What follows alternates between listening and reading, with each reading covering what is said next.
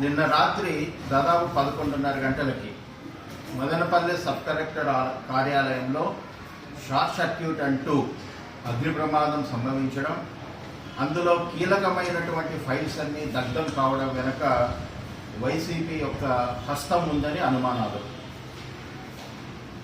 ఇవాళ సబ్ కలెక్టర్గా గతంలో జరిగినటువంటి పొరపాట్లన్నీ సరిదిద్దడానికి పేదలకు సంబంధించినటువంటి భూములన్నీ కూడా చాలామంది పెద్దలు, వైసీపీ పెద్దలు ఆక్రమించుకున్నారనేటువంటి ఆరోపణల నేపథ్యంలో స్వచ్ఛందంగా నిజాయితీగా ఉండాలని ఒక ఐఏఎస్ ఆఫీసర్ని అక్కడ ఈ ప్రభుత్వం ఆర్డీఓగా బదిలీ చేయడం జరిగింది. ఇవాళ ఆయన ఛార్జ్ తీసుకోవాలి కొన్ని గంటల్లో అన్నటువంటి సమయానికి కొన్ని గంటల ముందే రికార్డులన్నింటినీ కూడా దగ్ధం వెనక ఒక కుట్ర దాగి ఉంది. దాన్ని అధికారులు బయటికి తీసి సమగ్రమైన విచారణ జరిపి అందులో దోషులైనటువంటి పెద్దలందరినీ కూడా శిక్షించాలని మేము డిమాండ్ చేస్తున్నాం.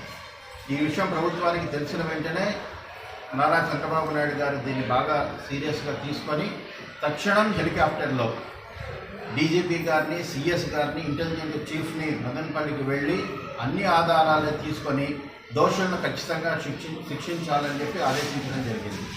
ఈ సందర్భంగా అందులో ఉన్నటువంటి కొన్ని విషయాలని ముందుకు తీసుకురావడానికి ప్రయత్నం చేస్తున్నాం. అక్కడ ఉన్నటువంటి ప్రజల్లో ఉన్నటువంటి అనుమానాలు కూడా. గతంలో ఒక అధికారి చాలా వివాదాస్పదమైన గౌతమ్ తేజ్ అనేటటువంటి అధికారి, ఆయన ఆదివారం అయినా కానీ డ్యూటీ లేకపోయినా రాత్రి 11 గంటల వరకు ఆఫీస్లో ఉండడం, తర్వాత అగ్ని ప్రమాదం సంభవించడం వెనక అనేకమైనటువంటి అనుమానాలు వ్యక్తమవుతూ ఉన్నాయి.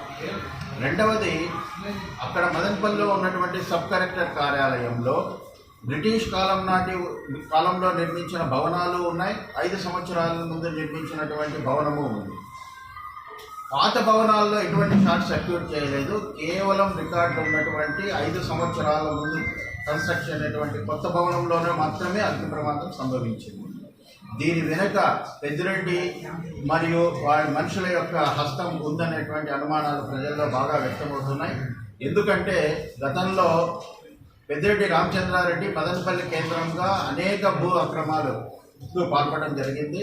వాళ్ళ తమ్ముడైనటువంటి పెద్దిరెడ్డి రామచంద్రారెడ్డి గారికి చెందినటువంటి తమ్మడపల్లిలో మొత్తం నియోజకవర్గం అంతా మదనపల్లి ఆర్టీఓ కార్యాలయం కిందికే వస్తుంది.